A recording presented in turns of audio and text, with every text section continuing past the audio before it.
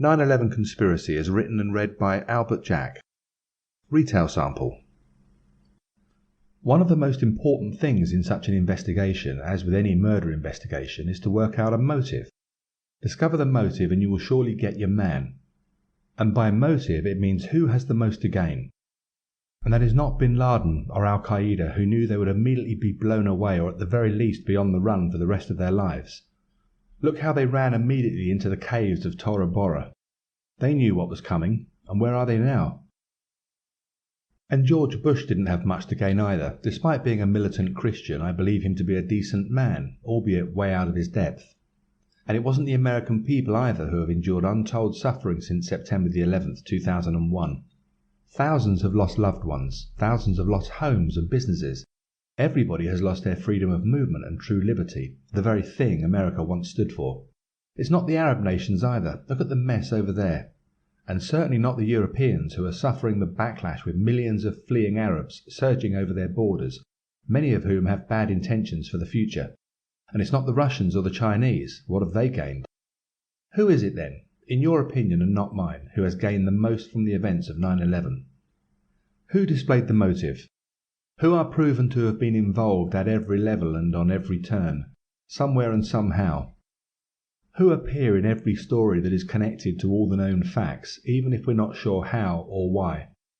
Who have had their sworn enemies in the shape of Saddam Hussein, the Taliban and Gaddafi silenced by the American backlash, and with Syria and Iran surely to follow suit, at the time of writing? Who has benefited from the regime changes all across the Middle East?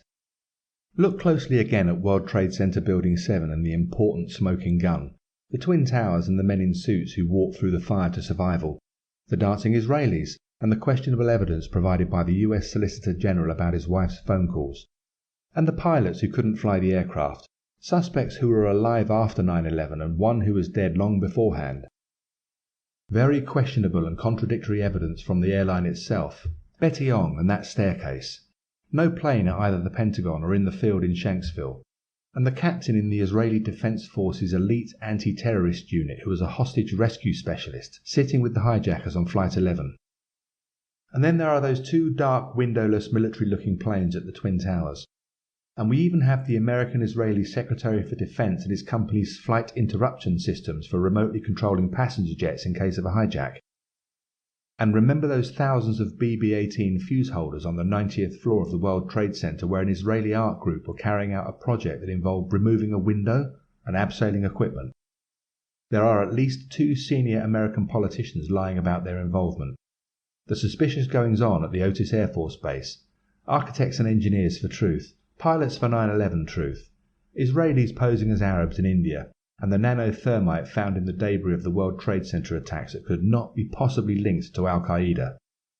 Any single one of these pieces of known proven evidence should be enough to make us question the official inquiry, but taken together, as Sherlock Holmes says, then you must find the truth, however improbable that seems.